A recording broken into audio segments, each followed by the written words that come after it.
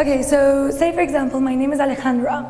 I've come to London, I've got my job, I'm an extremely sociable person, I'm Spanish, so I clearly love all the hanging out with people, etc.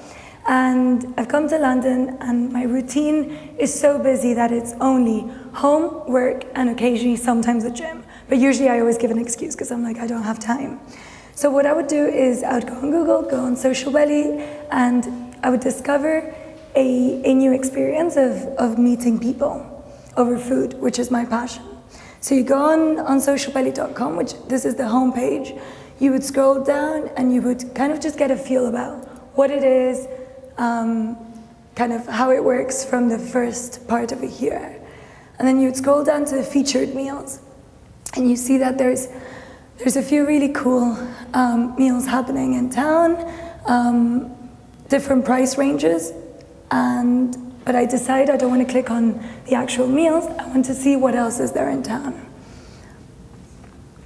Click on view more.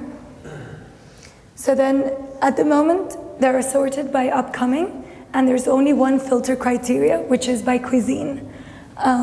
So I go down and I say, okay, probably, you know what, actually this Saturday, there's nothing I'm doing, and actually this theme sounds quite interesting. So it's like women getting together, talking about startups. Yeah, that sounds about right. So you click on it to find out more. So over here, you can first obviously see all of the pictures. So what the food looks like, what the where the house would be located. And then you scroll further down to see more details. So the first thing that you would see is obviously this part, which will give you the price. It's Vietnamese dinner for 10 people, and the postcode, or the postcode where it's located. Read the concept, the menu. It looks quite good value for £25, 6 courses, not bad. And then you can see what guests are also attending. So over here, at the moment, you can only see specific profiles if you're logged in onto the website. However, this is something I wanted feedback on you because we're thinking of making all profiles public. So for example, I want to see who this lady is and who's going. So I would click on her, and basically I can see a little bit what she does, a little bit about her. So the idea is for us to be able to grasp a few lines about the person, just like a Twitter bio, just to kind of actually know what industry, or at least what they're interested in. And then of course there's interest. So this is from a drop down, which they do when you create a profile. So if I then go back again, sounds about right, yeah, she sounds normal. And I checked out this other person as well. You can see the area where it's located. So one of the things that we do is we only give out the exact address, because usually it's someone's house. We only give that out 2 days before the actual event. And then finally, there's this open discussion where I could easily type in and, for example, write, what wine should I bring? Or can I bring a friend? Or whatever question that anybody might have, it's probably something that someone else is thinking as well. So why not just write it in this open discussion and probably just kind of build that sense of community even more. So one of the things that I would also do is check out Anne's profile. So this is the host. Usually it would be a picture of the person, but she still doesn't have one. So I was like, okay. So you click on Anne and you say, I love the idea of inviting people into my home. You see her interests again. So exactly, so both diners and hosts both have a profile. So like that, it just becomes like, it just feels like it's a lot more of a sense of community feel. So, sounds about right. I like it all. I'll join the table. So again, you can only join the table if you're signed up to the website.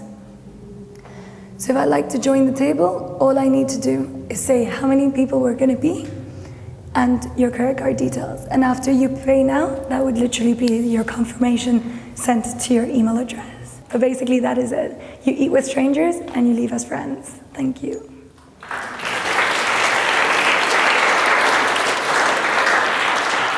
Out of just a show of hands, first of all, how many of you actually like the idea? And if you keep your hands up, how many of you would actually book one right now? So some people are actually, and this is exactly what I wanted, because that's what we've got. We've got lots of users signing up to the website, and that's pretty amazing, but people are actually not committing to actually booking them. So I want to know from you, what else would you want to know about, etc. And then also just a couple more questions. So would you want the users' profiles to be public, so you don't have to sign up before you can actually see them? And what is your opinion about reviews and ratings, etc.? Hi, I've been to a pop-up in someone's house before, and it was great. And there was a time when everyone was just going to pop-ups. This feels to me is, if you think about it in the terms of a pop-up in someone's sitting room, and people were always going to them, and they were always really quite busy. So I don't know why people aren't putting that into this, or can't seeing it as the same. I don't know why people are being put off. So I've started to put those pop-ups. So obviously I've contacted all the hosts that currently exist. But again, their prices are the 35s and 40s. So it's about, I started to have them only, and then it was like, price, because I came across a few people that were quite price sensitive. So I started getting a few of the home cooks like normal, but then without a brand behind your name or behind what you cook, it's difficult for people to book.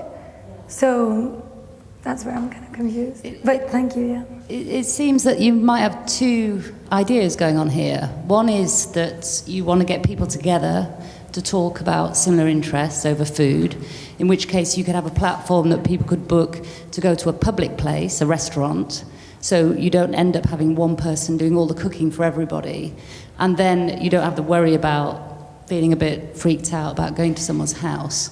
And then the other side is the host who wants to do the cooking, which is the pop-up restaurant model. I wonder if there are two things going on here, both of which I think have got legs, but maybe it's too much going on in one offering. It might be. My point of view, the limitation that I might see is, I think people are always keen to try new food. I mean, or if I speak for myself, I'm always keen to try new food. And good food if there's a rating system that's going to give me some. But I don't have time to go and meet new people so much. And I've seen a similar idea, but applied to the world of travel. And in a way, I feel that what you're building would work well when you're putting into your travel, because when you travel, you do have time to go and meet new people and exchange around the table, around a good meal, tips about local culture, etc.